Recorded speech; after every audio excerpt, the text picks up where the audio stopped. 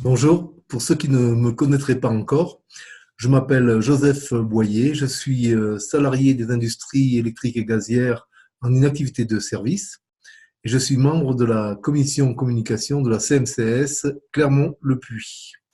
C'est d'ailleurs à ce titre-là que je réalise cette petite vidéo.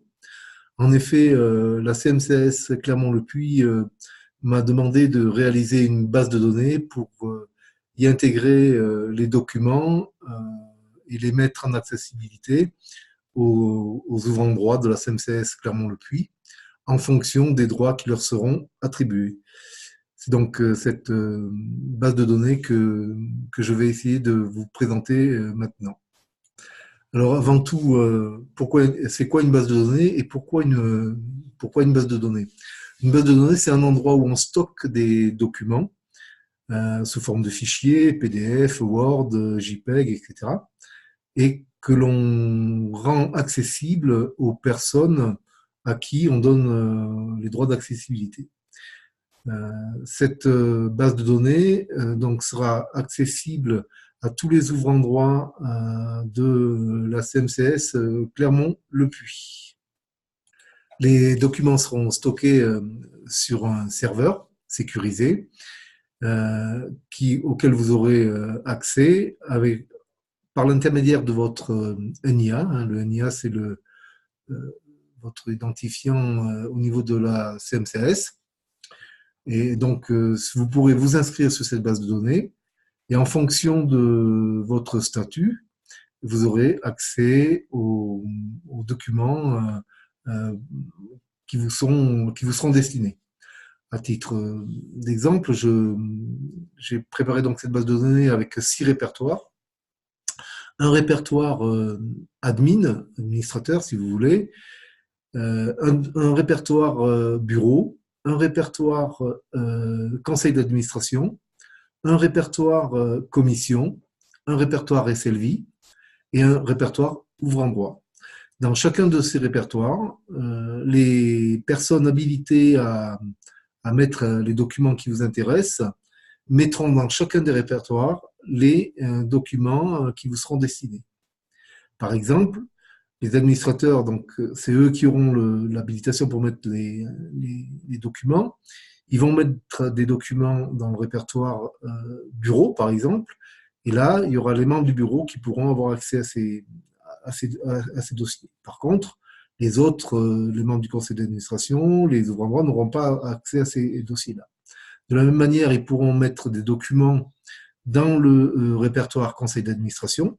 À ce moment-là, les membres du conseil d'administration, ils auront accès à ces documents-là.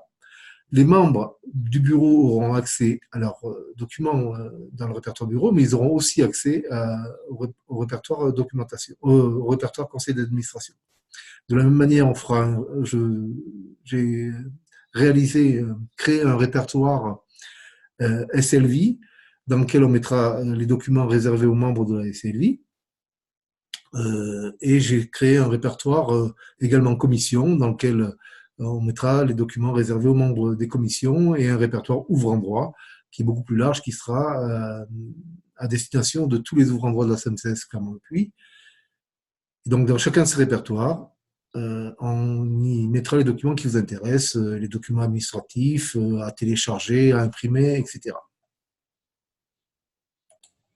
Nous allons faire rapidement le tour du propriétaire et je vais vous montrer comment accéder à cette base de données et comment elle fonctionne. Donc déjà, là, vous êtes sur une interface que vous connaissez bien, dont vous avez l'habitude. Donc dans la barre d'adresse, ici, la place de google.fr, je vais taper l'adresse de la base de données qui est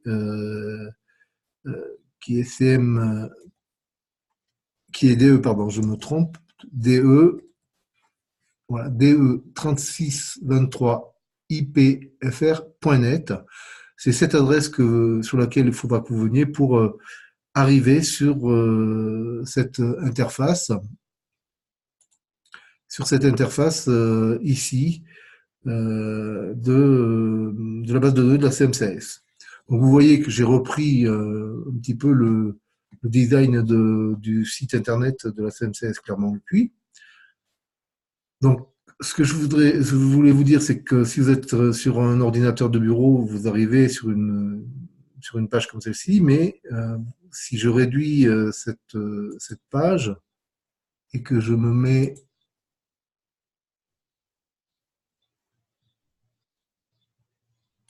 Voilà, donc si je me mets, vous arrivez sur cette page-là, donc vous avez ici une barre de menu dans laquelle, bon, base de données CMCS Clermont-le-Puy. Ici, vous avez un bouton pour s'inscrire, hein, parce que bien entendu, pour avoir accès à la base de données, il va falloir vous inscrire. Ici, un bouton pour vous connecter. Lorsque vous serez inscrit, vous n'aurez plus besoin de vous inscrire parce que vous vous inscrivez une fois, mais après, vous aurez un identifiant et un mot de passe. Et pour vous connecter, vous cliquerez sur ce bouton. Et puis, j'ai fait un petit bouton d'aide pour si vous êtes perdu à tout moment, pour vous retrouver dans la base de données. Donc, sur la première page, vous voyez, j'ai mis un petit explicatif. Donc, je vous laisserai le soin de lire cet explicatif et un formulaire d'inscription dans lequel je reviendrai dans une vidéo, une deuxième vidéo plus pratique. Simplement, ce que je voulais vous montrer par rapport à ça, c'est que lorsque je réduis la fenêtre, vous voyez, ça peut très bien, vous pouvez très bien avoir un ordinateur et aller sur la base de données, mais vous pouvez très bien avoir un smartphone. Et sur votre smartphone, si vous avez accès à Internet, vous allez sur l'adresse de la base de données, hein, de3623.ispfr.net, et vous arrivez sur cette page. Donc vous voyez qu'on retrouve les mêmes choses que sur la page principale, bien entendu, avec le formulaire d'inscription, mais c'est mis d'une manière différente puisque c'est ce qu'on appelle un site responsive, c'est-à-dire qu'il s'adapte à la taille de l'écran de votre smartphone. Par contre, le menu, on ne voit plus les boutons se connecter, s'inscrire, etc., tout simplement parce qu'il est dans ce bouton. Si je clique dessus, j'ai un menu qui s'ouvre et je retrouve mes boutons s'inscrire, se connecter et aide. Voilà, donc je vais revenir à un écran plus grand pour bien qu'on se repère. Donc voilà, donc en gros, je vais arrêter cette première vidéo simplement pour vous expliquer. Là, je vous ai expliqué un petit peu l'origine de cette base de données, ce qu'il va y avoir dedans. Et dans une deuxième vidéo, nous allons très concrètement voir comment s'inscrire et comment avoir accès aux documents. Donc, je vous dis à très bientôt.